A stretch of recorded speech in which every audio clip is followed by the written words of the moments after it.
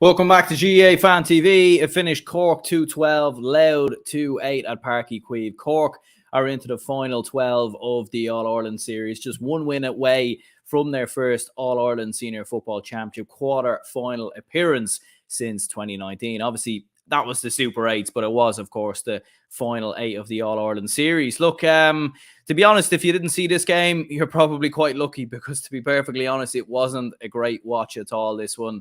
It wasn't a great game at all. The scoreline at the end makes it look like maybe it was a bit more exciting than it was. And actually, there was far more excitement in the final 6 minutes of this game than there was in the previous, 67, 68 minutes, to be perfectly honest, because Louth actually scored more points from play from the 67th minute onwards than they had in the previous 67 minutes. That just really does go to show the sort of the way this game was. It wasn't a great watch. It wasn't a great spectacle. And if you happen to pay a $5 or a $10 or whatever it was for this game, I pity you, because certainly haven't paid for this game myself. A refund would be very, very nice. But look, fair play to Cork. They get the job done. They weren't great, to be honest. In fact, they were quite brutal for most of the game. They allowed Louth to get back into the game on multiple occasions. There was a number of occasions, really, where it felt like Cork were going to pull away and win this one quite comfortably. And then they would allow Louth to, kick a flurry of points. And that was sort of what would allow Louth to eventually come back into it and make a bit of a game out of it. But look, starting off very, very slow, Cork hitting the opening 3 points of the game in the opening 10 minutes, 2 of which were from place balls, one from Sherlock, another from Brian Hurley. Louth didn't get their first score of the game until the 16th minute when Liam Jackson with a very tidy finish indeed. That actually brought the score level, and you were thinking, okay, Louth had struggled up until that point, had struggled to get their shooters on the ball. Mulroy was doing a lot of very good things that he does with Louth normally, but you could see Cork were very well organised and limited any sort of attacking space or attacking chances that he may have. But you were thinking after that Mark Jackson goal, maybe Louth might find a way, back into this now. Maybe that might open the game up a little bit. To be honest, it didn't really. Sherlock with 2 more points after that. And towards the end of the half, you were sort of happy that it was half time, because you could go about and do something else with your life. But look, Louth were just they set up very defensive, as we know. A lot of men behind the ball, pretty much every man inside his own 45. Cork were very, when they had the lead, they didn't need to run at Louth. They didn't need to do anything silly. So a lot of the time, they just ended up passing it from side to side. And there was one instance in the second half for about 10 to 15 minutes where, Cork just passed the ball around for about 10 to 15 minutes straight from side to side. The crowd were even cheering every pass because it was just very, very comfortable from Cork, and Louth didn't want to push out at all. They didn't want to bring any intensity in the tackle. They didn't want to take a risk and come out of their defensive shell.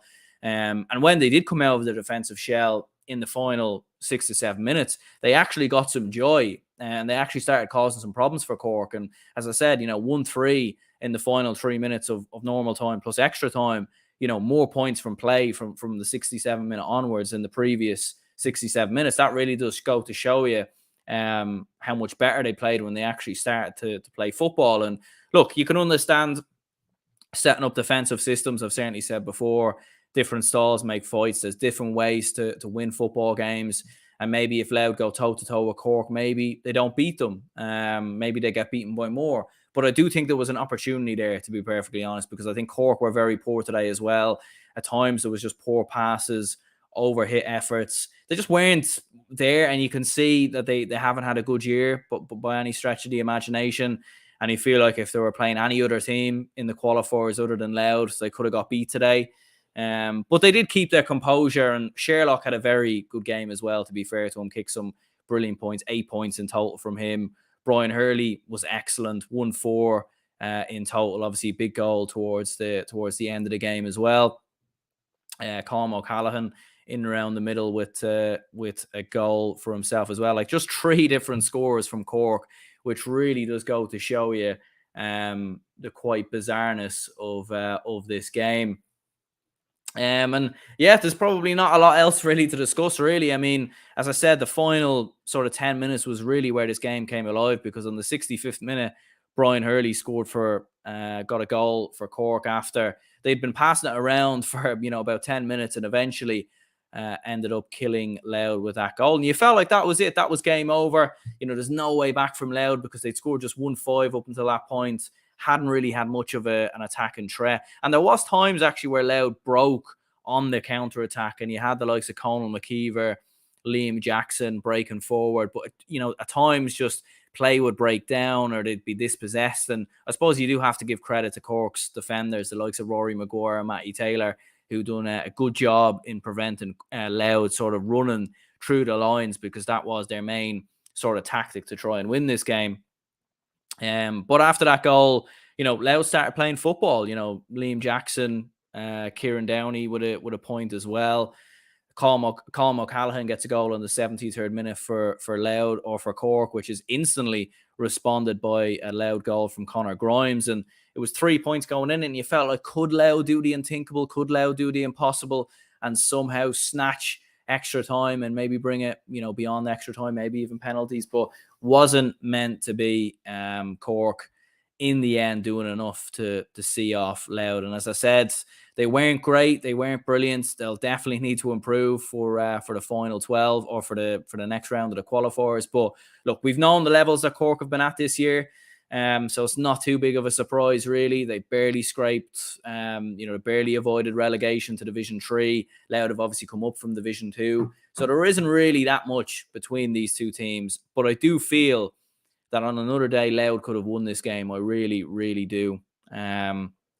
But in the end, you have to give the credit to the Rebels, who progress on into the final 12. But look, if you're a Donegal fan, if you're a Roscommon fan, you certainly want to be playing this Cork side in the next game, because they are very beatable. And I think Sherlock and Brian Hurley are the two main shooters. Outside of that, they don't really have a lot else, to be perfectly honest. And I think if they come up against a quality side, they should get beat. But look, you can only beat what's in front of you at the end of the day, and Cork have done exactly that. Rory says hello, Aaron. Hello, Rory. I hope all is well. He also says, what is wrong with Cork? They were on the rise in 2019 and 2020. Yeah, look, they've had a couple of players opting out, retirements, and I don't know. Only Cork fans really will be able to answer that question, because they have had underage success. I mean, their minors absolutely demolished Kerry the other night. So they clearly do have players coming through the ranks. They just can't quite seem to get it right with the senior team. I do think there's a lot of potential. I think if they get their house in order, they can definitely progress and, push on into Division 1, but doesn't quite seem to be the case at the minute. But look, they've beaten Louth in the end by 4 points. So I suppose we'll give them credit for the victory. Cheers to anyone who tuned into the live stream there. There will be a match reaction after the Mayo and Monaghan game, which is half-time at the minute. Mayo leading by 3 points in that one. So, stay tuned for that. Stay tuned for more videos coming soon. My name's Aaron, and I will see you all in the next